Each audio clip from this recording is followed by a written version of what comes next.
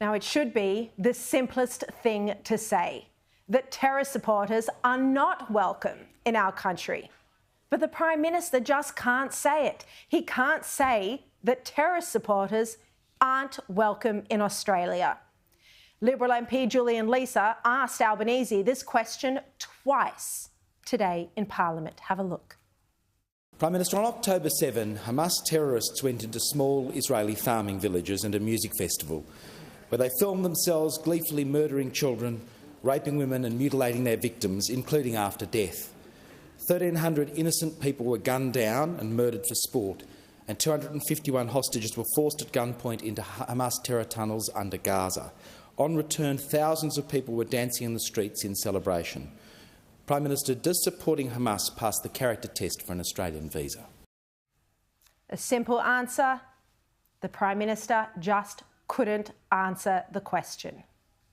One of the things that some of the Jewish community leaders have said to me in the wake of October 7 is that they are precisely the sort of people who want to see peace and reconciliation with the Palestinians as well. There they were, very close to where the border was, and to have them subjected to the horrific murder, rape and abuse that occurred, the kidnapping of people is horrific if it occurred to any human being. And the Speaker wouldn't even take a point of order, presumably to point out that the Prime Minister wasn't answering the question. So Julian Leeser got up and asked it again very specifically. Prime Minister, does supporting Hamas pass the character test for an Australian visa? Albanese would not answer. Well, after question time, Julian Leeser told me, "I don't understand why the Prime Minister cannot say what Australians expect a Prime Minister to say, that anyone who supports terrorist organisations like Hamas is not welcome here. It is very disappointing that he can't just say in simple words what John Howard or Bob Hawke would easily have said." And I can tell you that even Labor politicians are shocked that Albanese could not come out and say that anyone who supports terrorism isn't welcome in our country, that it would fail the character test requirement for a visa. Labor MPs are concerned, they're dismayed about Albanese's handling of this crucial issue that's fundamental to our very values and democracy. They have failed to understand why Albanese didn't come out straight after the ASIO Director General Mike Burgess's comments 2 Sundays ago, 10 days ago, and clarify that actually no, Hamas supporters, terrorist supporters, aren't welcome in Australia. The only explanation I can see is that Hamas supporters are welcome in Australia, like the head of ASIO said himself. If it's just rhetorical support and they don't have an ideology or support for a violent extremism ideology, then that's not a problem. And the reality is Hamas sympathisers have already come to Australia on visas issued by the Australian government. I showed that this had happened back in February. A 21-year-old Palestinian had liked and shared pro-Hamas content right after October 7, content that celebrated those terrorist attacks. Well, he's no longer in Gaza, he's now in Melbourne on an Albanese government visa. Today, the opposition leader Peter Dutton accused Albanese of dodging 30 questions relating to what he's now calling the Visas for Votes scheme. Over the last 2 weeks, the Prime Minister has dodged about 30 questions on the government's handling of people coming from terrorist-controlled Gaza since October 7. It's now clear that by cutting corners and concocting the Visa for Votes scheme, this government has put domestic political considerations ahead of national security, and Australians are now less safe.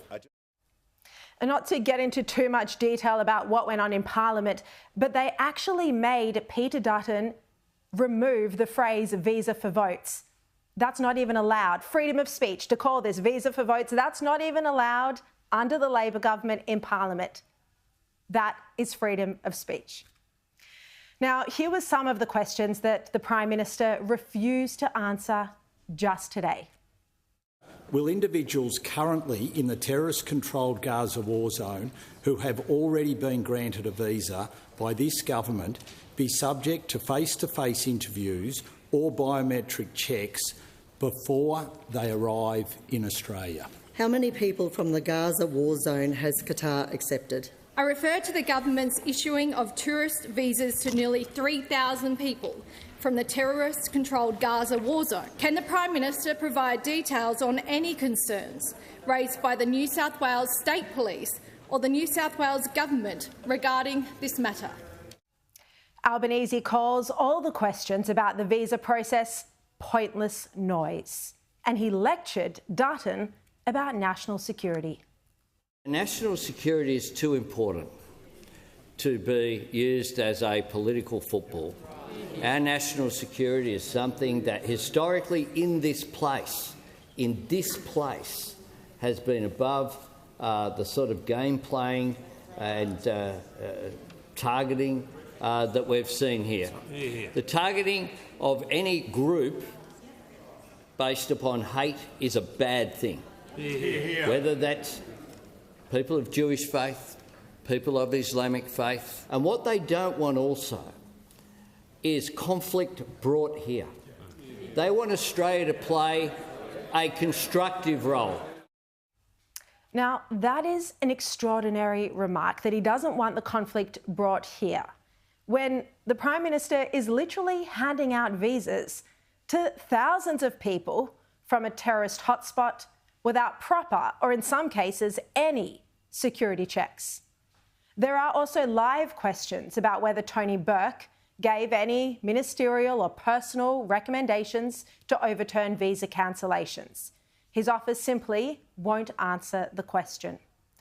What's needed now is a thorough review of all the visas issued to ensure that recipients are genuine refugees and don't pose a security risk to our country. It's not good enough just to hope and pray a terror attack doesn't take place. Now, let me tell you, I've spoken to a lot of current and former political and law enforcement figures about what's unfolding here, what the government has done with this Gazan visa situation, and all of them that I've spoken to are universally horrified. Albanese is out of his depth. He is risking national security and he's putting community safety on the line. But this is what happens when you put a radical pro-Palestinian activist in charge of running the country.